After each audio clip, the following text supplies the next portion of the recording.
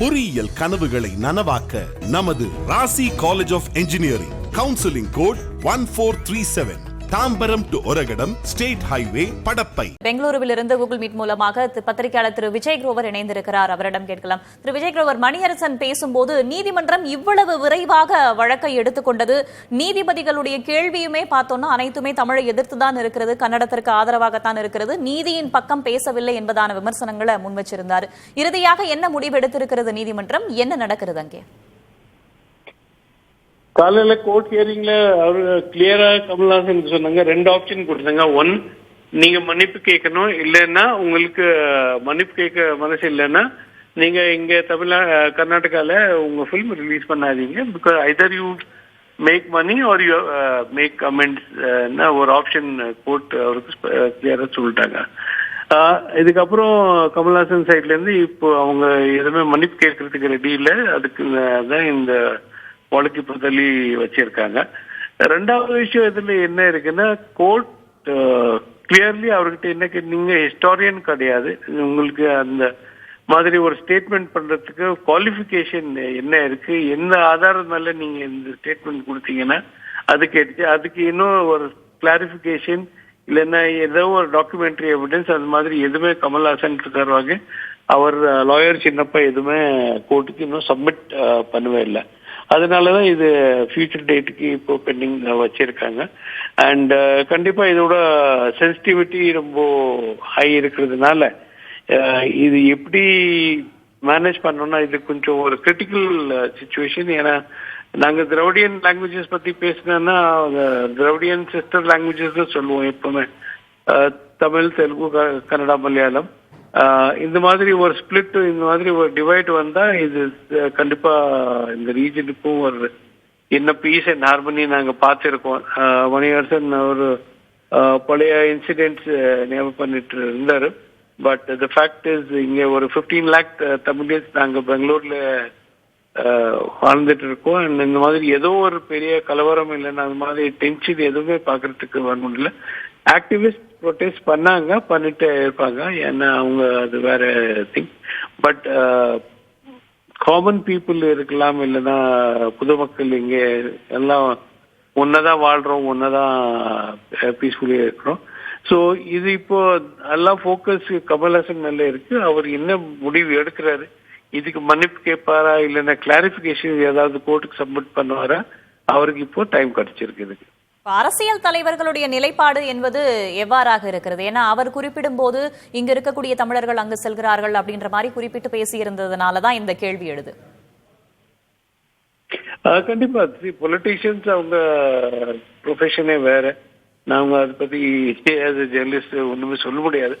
But certainly இங்க இருக்கிற ground situation என்ன இருக்கு, பப்ளிக் இதை எப்படி பாக்குறாங்க, அதை பத்தி நிறைய தமிழர் இங்க அதே பேசிட்டு இருந்தாங்க.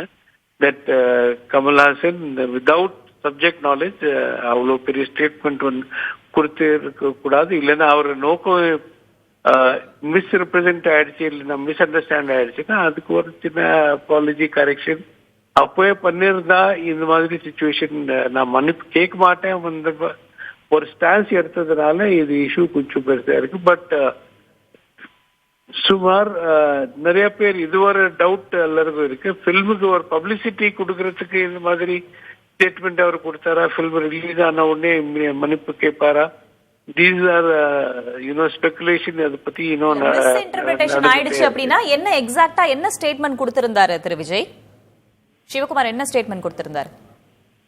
இல்ல, டி.கே. சிவகுமார் அதை பத்தி ஸ்டேட்மெண்ட் கொடுக்குறது அவருக்கு ஒன்னா இருக்கணும், அண்ட் அதை கம்யூனல் ஹார்மனி பத்தி இருக்கணும். பட் பப்ளிக்ல இந்த மாதிரி ஒரு பேச்சு இருக்கு. ஏன்னா பிலிம் ஸ்டார்ஸ் இப்போ பிலிம் பப்ளிசிட்டிக்கு என்ன வேணாலும் பண்ணுவாங்க. கமல்ஹாசன் இந்த இன்டென்ஷனோட தான் இந்த மாதிரி ஒரு ஸ்டேட்மெண்ட் பண்ணிட்டு இப்போ மன்னிப்பு கேட்க மாட்டேன்னு சொல்றது. ஏன்னா எவ்ரி டே அவருக்கு என்ன ஹெட்லைன்ஸ் கிடைக்குதோ, என்ன பப்ளிசிட்டி அவருக்கு கிடைச்சிட்டு இருக்கு. இதுக்கு சர்டன்லி இது பத்தி ஒரு டவுட் பப்ளிக் மைண்ட்ல கூட இருக்கு. நீங்க பெங்களூருல இருக்கீங்க, பெங்களூரு வாழ் தமிழர்கள், கன்னட வாழ் தமிழர்களையும் சரி கன்னடர்களையும் சரி நீங்க சந்திக்கிறீங்க. கன்னட அமைப்புகள் இது தொடர்பாக போராட்டங்களை முன்னெடுக்கிறாங்க, படத்தை வெளியிட்டா தியேட்டரை கொளுத்துவோன்றாங்க, இந்த மாதிரி விஷயங்களை சொல்றாங்க. மக்கள் மத்தியில கருத்து எவ்வாறாக இருக்கிறது கமல்ஹாசனுடைய பேச்சு பத்தி? அதான் நான் பப்ளிக் பாயிண்ட் ஆஃப் வியூ தான் சொல்லிட்டு இருந்தேன் மேடம். இங்க 15 lakhsக்கு மேல தமிழர் இருக்காங்க. அண்ட் அவங்க இந்த மாதிரி ஒரு ஸ்டேட்மெண்ட்ல இருந்து எதுவுமே ஒரு பாதிப்பு பொதுமக்களுக்கு கிடையாது. Protest first day second day நடந்தது. அதுக்கப்புறம் எந்த மாதிரி ப்ரொடெஸ்டும் இங்க பாக்குறதுக்கு கிடைக்கல நமக்கு. அண்ட் காமன் மேன் அவர் லைஃப்ல என்ன இருக்கு அதை பார்த்துட்டு இருக்காங்க. ஏன்னா தக் லைஃப் ஒரு ஃபில்ம் இருக்கலாம், ஒரு சினிமா அது இருக்கு. பட் காமன் மேன் லைஃபுக்கு இங்க அந்த மாதிரி ஏன்னா பெங்களூர் வந்து காஸ்மோபாலிட்டன் சிட்டி. 1.25 கோடியில ஒரு 10% தமிழன் இங்க பீஸ்ஃபுல்லி தான் இருக்காங்க. ஸோ ஒரு பயப்பட்டு ஒரு பேனிக் சிச்சுவேஷன் கிரியேட் பண்றதுக்கு பொலிட்டிஷியன்ஸ் கண்டிப்பா அந்த மாதிரி ஒரு ரூமர்ஸ் இருக்கலாம். பட் காமன் மேனுக்கு எந்த பாதிப்பும் கிடையாதுங்க. சரி, மக்கள் மத்தியில ஒரு அமைதியான சூழல் தான் நிலவுது, இது அவ்வளவு பெரிய தாக்கத்தை ஏற்படுத்தல என்பதாகவும் கூறியிருக்கிறீர்கள். கமல்ஹாசனுடைய பேச்சு குறித்து அங்க கிரவுண்ட்ல பார்க்கும்போது பெருமளவுல எந்த ஒரு தாக்கமும் இல்லை அப்படின்னு சொல்லியிருக்கீங்க. இப்ப இந்த கன்னட அமைப்புகள்லாம் ப்ரொடெஸ்ட் பண்ணாங்க இல்லையா, அதுல மக்கள் யாரேனும் பங்கேற்றார்களா அல்லது அமைப்புகள் மட்டும்தான் அந்த மாதிரி? அமைப்புகள் மட்டும்தான். நீங்க வீடியோ கிளிப்ஸ் பார்த்திருப்பீங்க. 8 பேர் 10 பேர் 20 பேர் போயிட்டு ஒரு ப்ரொடெஸ்ட் பண்ணா அதோட என்ன இம்பாக்ட் இருக்கும் காமன் மேன் லைஃபுக்கு நீங்க பார்த்திருப்பீங்க. அண்ட் போலீஸ் பாதுகாப்பு இங்க ஹை லெவல்லே இருக்கு. அண்ட் பெங்களூர் ஈஸ்ட் எங்க தமிழர் ஜாஸ்தி இருக்காங்க. அங்க லா அண்ட் ஆர்டர் எல்லாம் பீஸ்ஃபுல்லி மெயின்டைன் பண்ணிட்டு.